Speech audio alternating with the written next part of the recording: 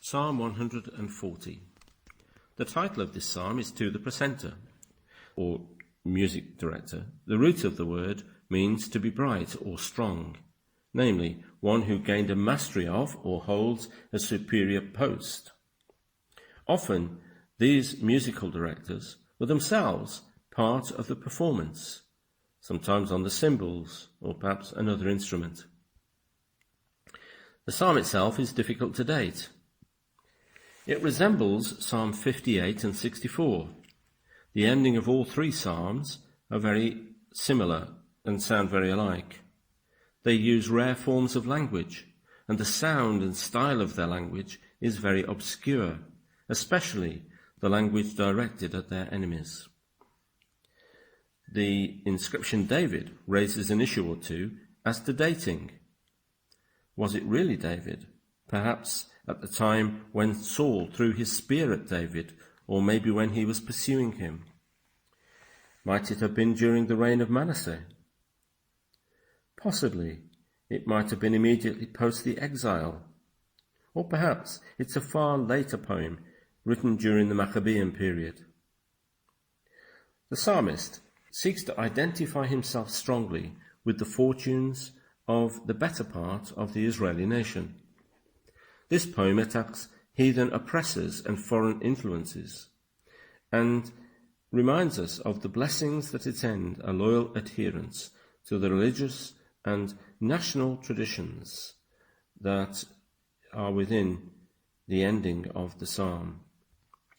There is a fine and varied rhythm to this psalm. There is a single theme of malice, intrigue, that dominates the psalm.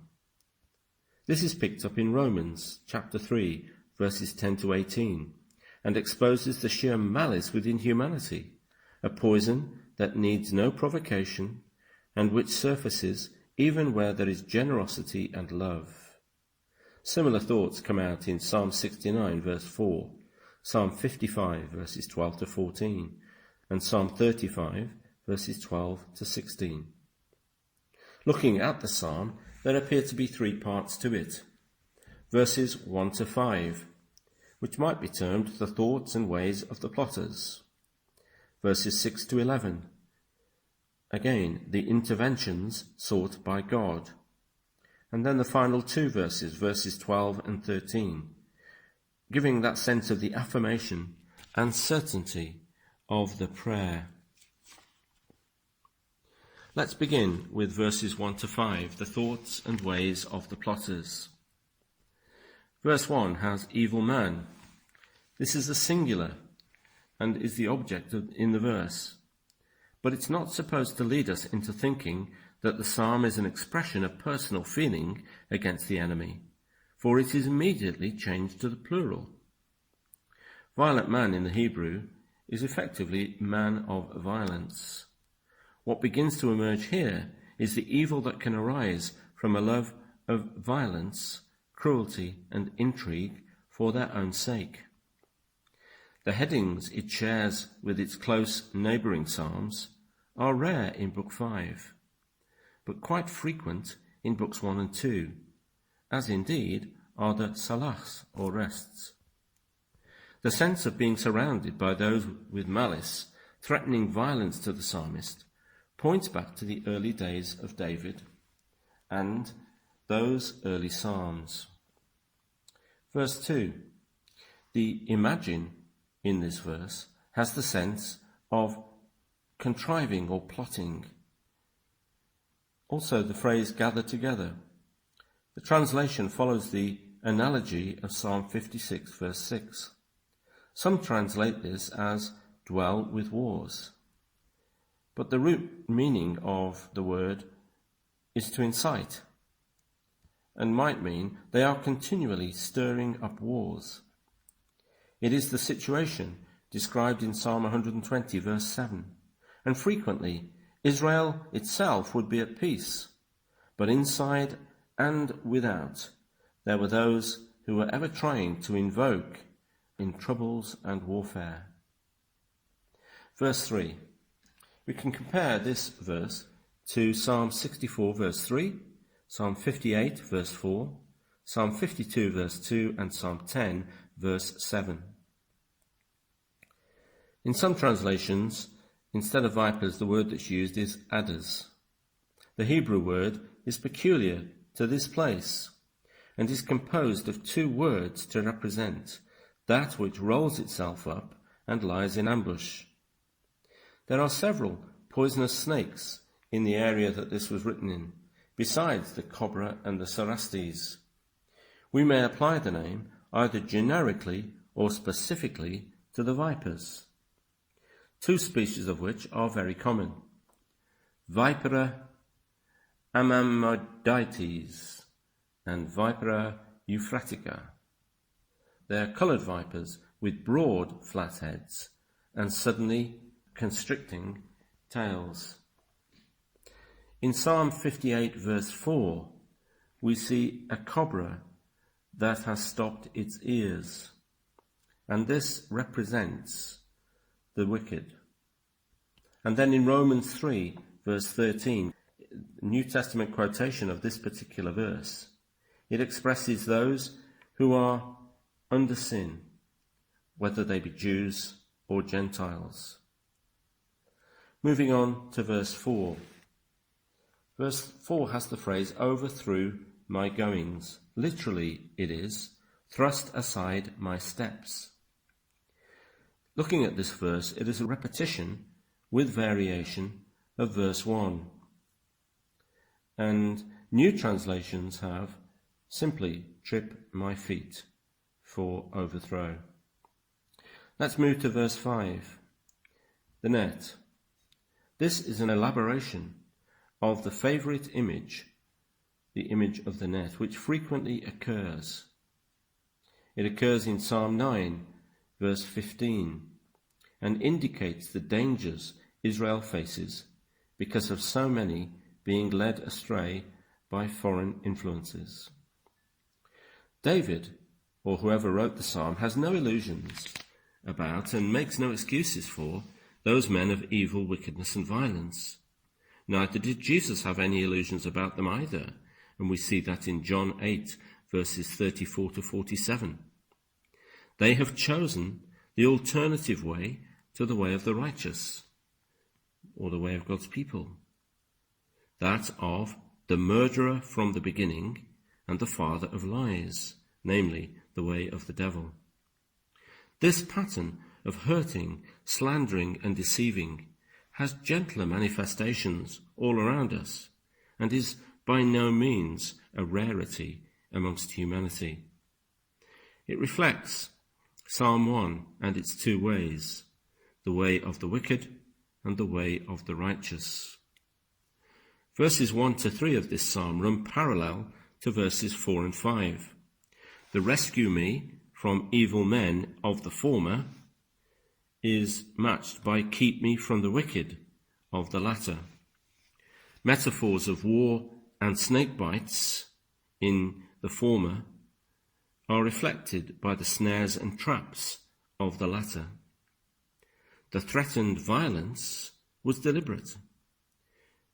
Conflict that was fomented. Snares that were set and hidden. And it was serious, and that shown in the repetition, the underlining of the peril of the time, in the way that we see in these parallel sections.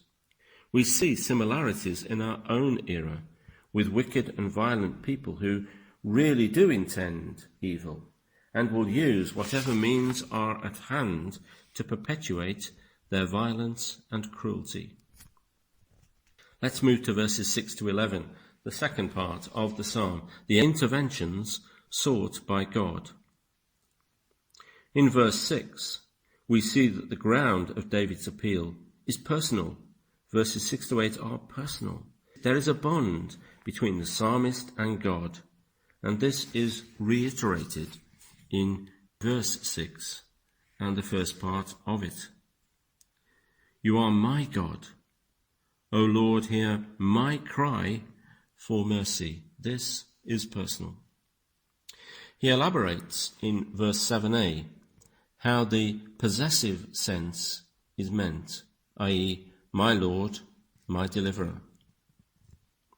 In the day of battle in this verse is literally in the day of arms, or when he was arming for the fight.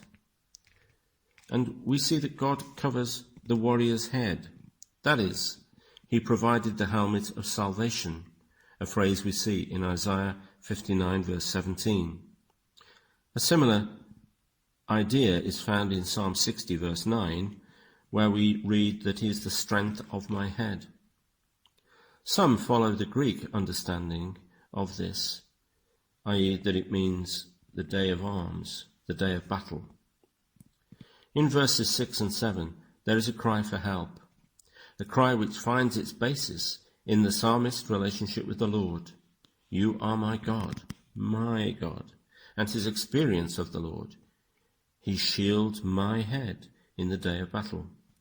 What helped him in the day of battle will be sufficient to deal with the evil plot. If we look at Paul, he writes in 2 Corinthians chapter 1 verse 10, he delivered us from so deadly a peril, and he will deliver us. A similar idea, that God who has helped us will deal with what lies before us. Moving on to verse 8. The desires of this verse really, in the Hebrew, deviate from what is normal or standard, but the general understanding of the verse is clear. It reads something like, give me not over to the enemy by reason of their own desire.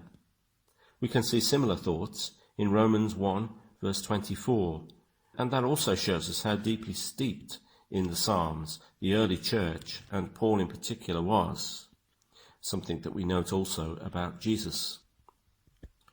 Further not. The text of this part of the verse has suffered badly from damage.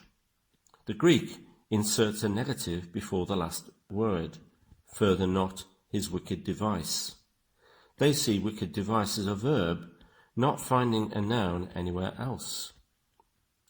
They have plotted against me. Desert me not, lest they exalt themselves. As the text stands, it reads something like, his plot, do not further, they lift up. Looking on to the next verse, which reads, the head of those surrounding me. And that kind of shows that they believe the verb lift up perhaps properly belongs to verse 9 rather than verse 8. The difficulty with this is that it disregards the salach, or the rest, at the end of verse 8. And there is also a suggestion that a clause has dropped out of verse 9 after the first clause. And this suggestion is furthered by a change of rhythm here, which probably confirms that something needs to have been in that isn't. Verses 9 to 11 expresses a punitive aspect, and is not simply looking at what happens, but is also saying that people are going to get their just deserts. The head of verse 9, some of the older commentators take the word for head, rosh, and then they read into it the sense of poison, which is seen in Psalm 119, verse 22, when it's explained in a similar way. And the idea of this would be, the poison of those encircling me, let them be covered with the trouble their lips have caused. This brings verses 8 and 9 very much into harmony with verse 4. Let's move to verse 10. This verse has a grammatical difficulty. The fall on them of 10a is followed by a third person singular verb. The Septuagint therefore translates the verse, let them bring upon them coals of fire, let him cast them into pits, that they rise not again. Coals of fire is literally coals accompanied with fire, or coals as fire. But if we change very slightly the way this is written, then there's a plain grammatical sentence with the subject carried on from verse 9. It's something like this. let it, mischief that is, bring even upon themselves coals of fire.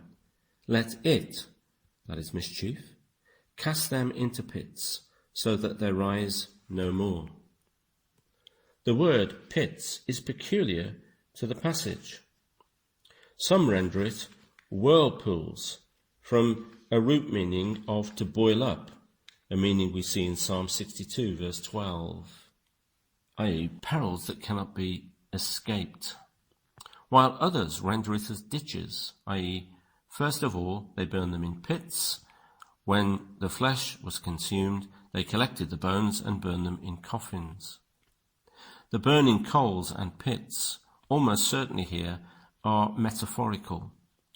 The former, burning coals, for searing words, which they have loved to use. But, as we read in Psalm 120 verse 3, those words will come back in a much more deadly form, a form that is unanswerable, and go back upon those who've used them. And the pits, the latter idea, perhaps for the traps and pitfalls that they have made for others, as we see expressed in Psalm 141, verse 10. Moving on to verse 11. An evil speaker, literally in the Greek and Latin, is translated as a man of tongue. And we see that in Ecclesiasticus chapter 8, verse 3, and Job chapter 11, verse 2. In the margins, there's a suggestion that it should be read, a man of lips, an alternative reading. It is hard to see other than that a particular person, noted for their loudness or violence of speech, is intended here. Evil shall hunt. We see a similar idea in Proverbs 13, verse 21. The poet Horace has a similar thought in his Odes 3:2, where it is vengeance that hunts down or haunts a man. It never leaves him and hounds him. Evil shall hunt the violent man to overthrow him. Here the word overthrow is from a Hebrew root noun formed from the verb to thrust, and literally means either to bring him to disaster or possibly with hasty pursuit.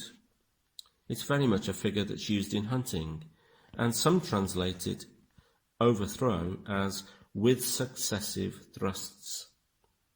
In the second part of verse 11, there is the picture of evil as some sort of nemesis, and we see a similar understanding in Psalm 109, verses 17 and following. That brings us to the final part of this psalm, verses 12 and 13, the affirmation and certainty of the prayer. In verse 12, the word used for cause is a legal word and is reinforced by justice in the second line. As we've seen before, the king's duty to his people in this sphere is a constant reminder that God, as king, will take justice seriously. There can be no loose ends in God's judgment or in his administering of it. We see similar thoughts in Psalm 9, verse 4 and 16. The wicked will see judgment carried out, if not in this world, then in the next. For God's central character is one of justice and holiness, and these cannot be revoked in him. Therefore, the demands of justice and retribution must be carried out by God. For Christians, this is why the cross, as a judgment on sin, is such an important feature of its symbolism. It reaffirms the justice of God at the heart of God's character. God's justice is there and has to be satisfied.